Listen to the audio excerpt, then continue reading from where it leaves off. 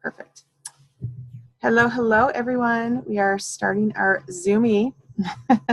Or Zooming. So we are doing our Monday free coaching with Beth and I, and I'm excited because we're going to be talking about relationships today, which the challenges we may face in our relationships. And and Beth is here. Beth is amazing. She is I'm going to keep calling you a master coach. Hopefully you're okay with that because you are. She's an author, master coach, Beth Banning. She is also supporting, helping this movement. She is bringing in the Gibson Banning method into the quickening coaching.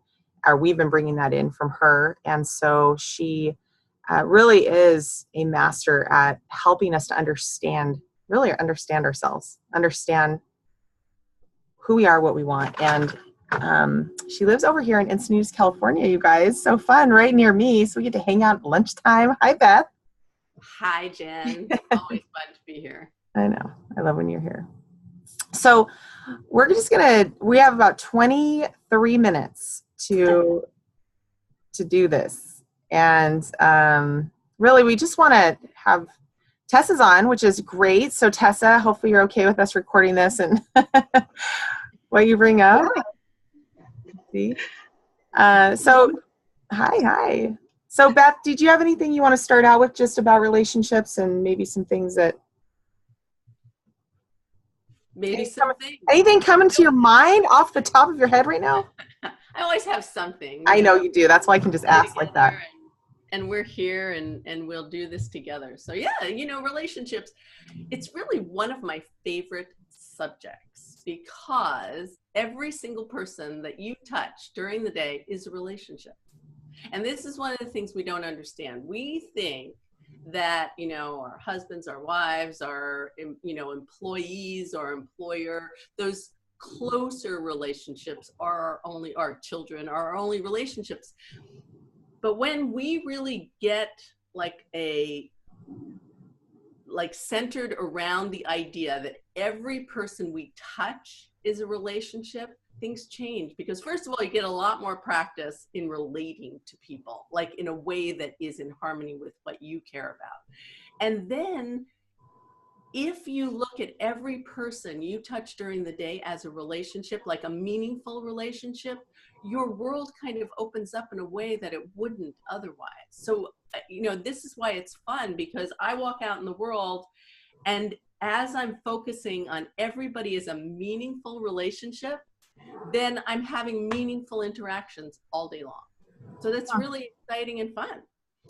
And also a little worrisome at times. And how do I actually interact with this person like I care about them? Because we're so oblivious most of the time because we're as busy as we are and, as not centered and not present as we are, that, we miss a lot of opportunities, not only to connect in a loving, connected, present way, but also to just practice our relationship skills, which then we translate into those relationships that are more close to us.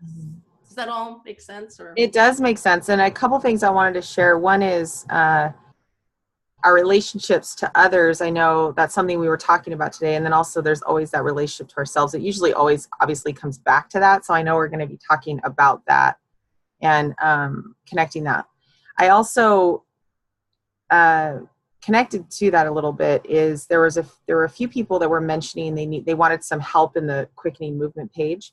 And one of them was, how do I share my emotions or just be in my emotions, or when I'm having some issues with my emotions while I'm with my family, while I'm in my home with my family and kids and husband. And I thought that was a really great question. And the other one was, and again, we can talk about these after Tessa, but I'm bringing him up because, these are the kind of things, it's like when we don't understand how to just be, it's really difficult to know. It's like that takes over what we're like our relationships. How do we really connect to people? Or, what are we looking for? Because it's so different for each situation, really, and each person. And I love what you said, the piece about how do we just be? How do we just be? If we don't know how to just be, how are we able to be with someone else? So that really, I love that. And, as far as, the Gibson banding method and what we're doing in the quickening coaching, it's, the beginning part is really to get to know ourselves. We have to know how to line up with what we care about. First, we have to know what we care about, and we're so kind of taught out of that in our society and our schools and, even with our parents, because it's hereditary. I mean, generational, because we're just kind of taught to hide our emotions. So I love these questions. I'd love to make sure we get back to definitely. So do you want to just bring on Tessa? And because I think it'd be great just to get right into some that's awesome stuff. Hi, Tessa. Hi. I'm so glad to see your face.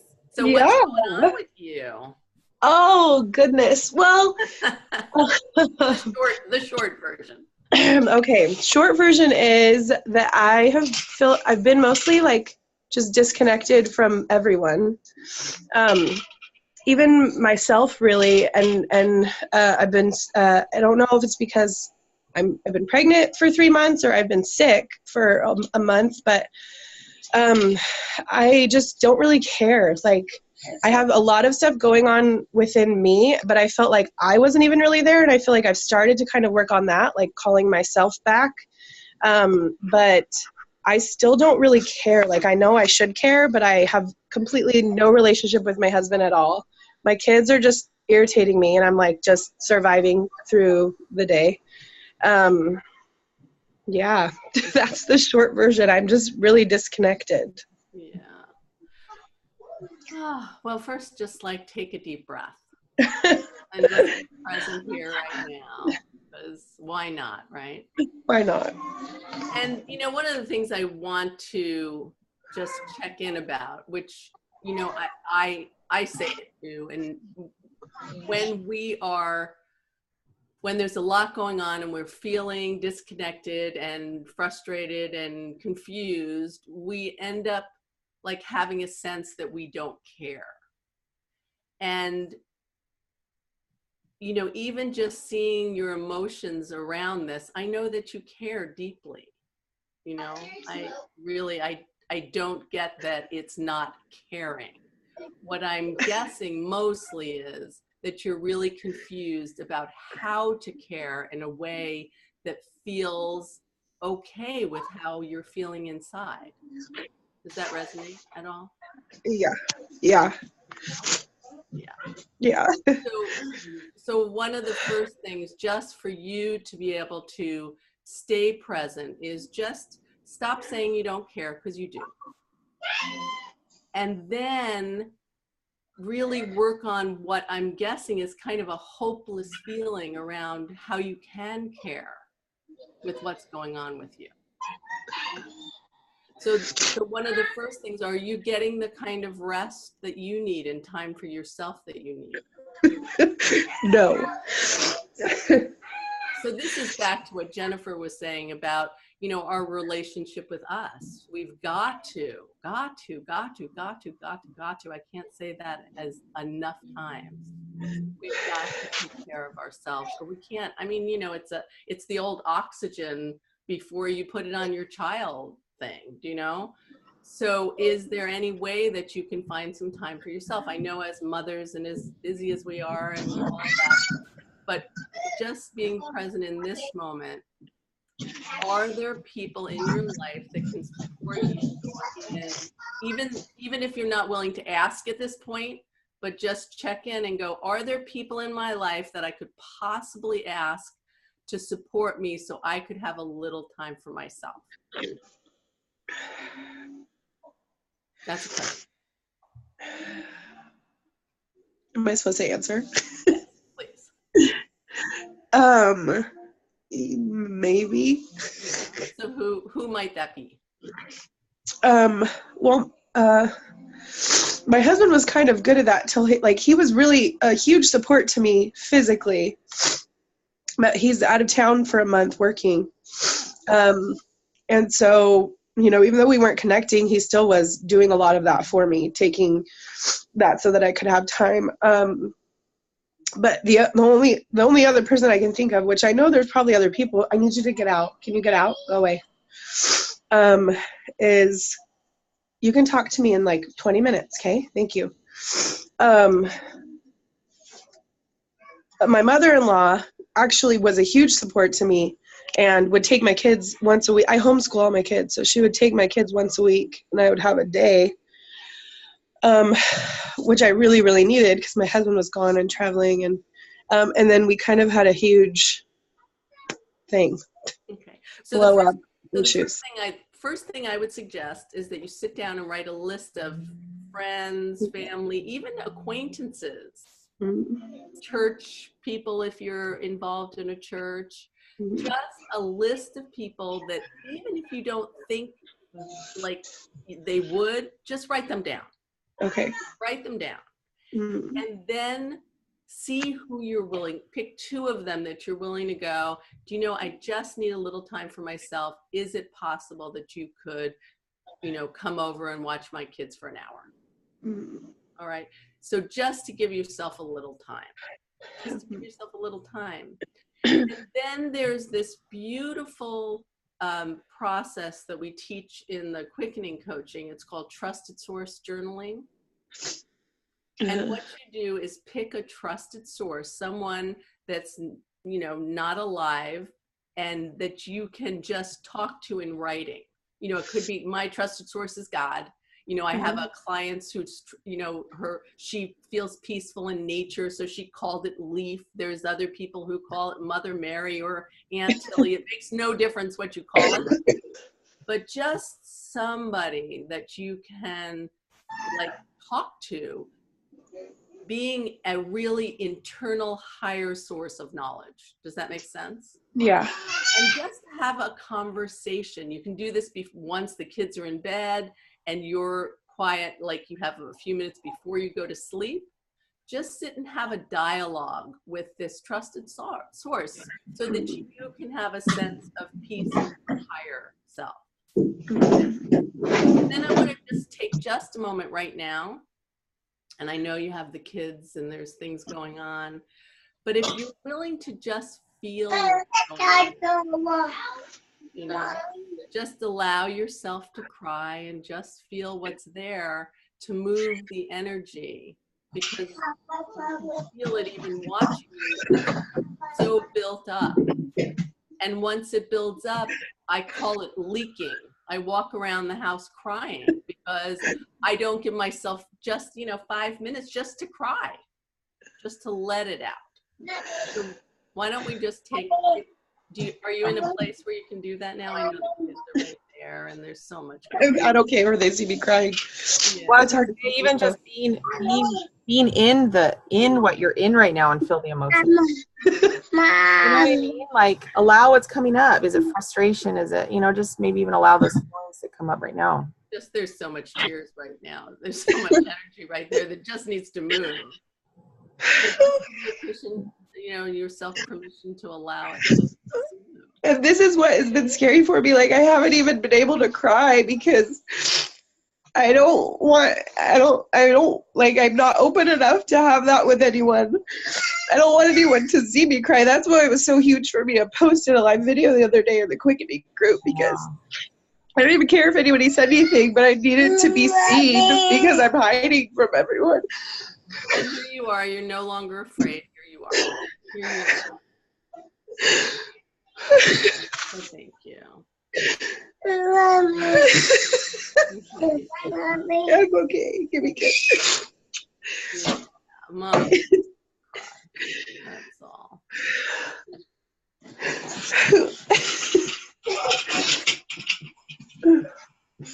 So just give you the time, sweetheart. You just need time, that's all.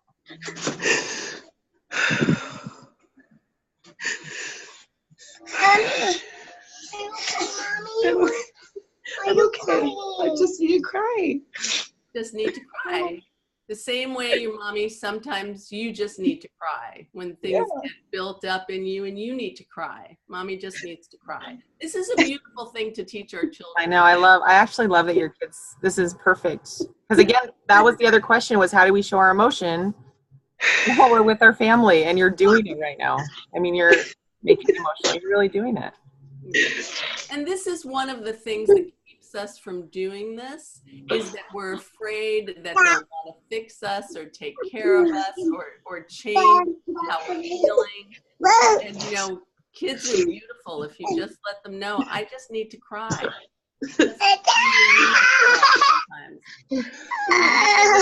And now they want to know what's going on with mom. She's on some camera with people while she's crying. Like, I want to look at myself in the camera. But sweetheart, I want to thank you for just being willing to be seen and be present. Thanks for your courage and really just go see where you can get some support, because that's really what's going on. You know, I have to say too, Tess, I love what Beth had just said a minute or so ago, and she said you are, what was it that you said? You already are showing up, or you are it right now. Can't remember what you said, Beth, but it's like, you know, sometimes we think we have to do it all the time, and not being present to what we are doing right now. Like, you just did this right now, and you're doing what you're doing right now, and it's perfect. It can't be.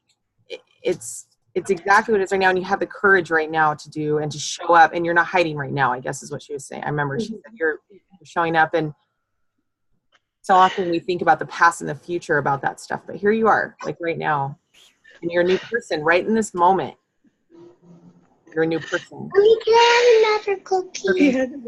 And what's so crazy about this too is that Cookie. watching may even feel uncomfortable. This is why we are so afraid to just be how we are when we are, because other people might feel uncomfortable, or they might start resonating with what you're feeling. And this is really why we well, we're not taught to show our emotions first, but we hesitate because there's so much fixing and judging and fear of how people will see us. And really, mostly when we see someone connect with what's going on, it brings compassion to light. It brings compassion to ourselves and the situation. So really, we hide from something that we desire so funny. So how are you doing right now, Tessa? I know there's like we're right here with you, girl. Oh my gosh, I'm good. Tell us a little bit about you're good. What does that mean?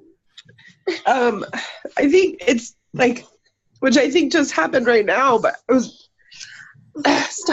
was realizing yesterday that the times when I'm most open to connection with people are when I'm weak or broken, or I need something, and so I'm able to just let it all go and like receive from people. And it's funny because my last pregnancy, I was so sick that I was so full of faith, and I was so connected to people, and I was so in such good relationships, and I'm like, I don't want to have to get sick again to be okay with connecting to people. Okay. And so even just now, just allowing, like it's so weird how I can't feel connected to other people. I can't feel love for other people, even if I'm trying to do things for them. But when I allow myself to receive, all of a sudden, oh my gosh, Rosie, bad time. Don't do that. Oh my gosh. I'll go in my closet. I love it. He has a like workbench and she's doing the saw. Oh my goodness. No. Anyway, but when all of a sudden when I have to, like when I get to the point where I have to receive, I love people so much. Like, but when I'm okay, when I'm like functioning fine and I don't need help, I close myself off from people. I mean, even the quickening group and Jen, like, inside I know I love Jen, But for some reason, when she's there and I'm like not ready or okay with receiving, I'm like, I can't look at what Jen's doing. I can't be a part of the group. Yeah. And I really want you to get that's okay too. Yeah. Life full of constriction and flow. You're not always going to like be able to connect openly as you can with other times. But what I love what you said is you don't have to get sick to connect. The realization you just made, like just had, is so huge. Is that when you're willing to receive, then connection just opens up. So be willing to receive before you get sick. Go ask for support and be willing to receive. It's a beautiful thing. One of the things that we talk about too in the Quickening Coaching is kind of that we talk about limiting focus, but I won't go into that, but just kind of this resistance when you're feeling that resistance. So even maybe before you're sick, and then there's this, like, say there's me or somebody else that you know will bring that kind of gift of receiving, and you just know that there's, or somebody at church or whatever, maybe it's even stepping into that and then just kind of being willing to go with the feelings that you're feeling when you step into that resistance or something is some of the idea too. Like, because there is like, what are ideas that you would have to do, or maybe Beth has some ideas, or you do, of when you're not sick, yet you don't choose to receive, like what then, you know? Well, and even Jen, I like what you were saying about it doesn't the support you need doesn't necessarily have to be people coming to your house and taking care of your kids either. You know, hop on the movement page and see if somebody's willing just to be present to how you are just in that moment, because this opened you up, it lightened you up. You can see it already, even though you're, you know, the ears, there's not you're softer. Do you know what I'm saying?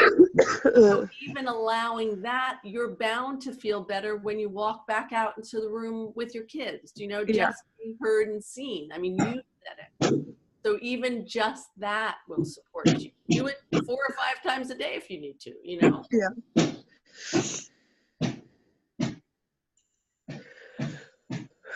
Thank you, Tessa. You're welcome. Thank you. Thank you for being on and doing that. And you know, I think people that can show up and show emotion like you're doing right now are some of the most courageous people on the planet.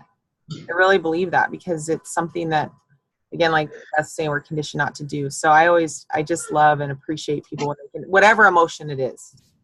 But you're in a space that's supportive, and we all are. So that we can do that. And I think that answers to possibly something that was asked on, Meta, don't do that real quick, please. On the page about emotion and family. I don't know if you want to address that just for a minute, Beth, but when you're just with your family and you're having the emotions, I mean, to me, these are some of the things that could be done. Getting the support, allowing yourself to just move the energy. I know some people have said they don't know how to move it. They get stuck and they go to their bodies, but they still don't even know what to do with it when it's in their bodies.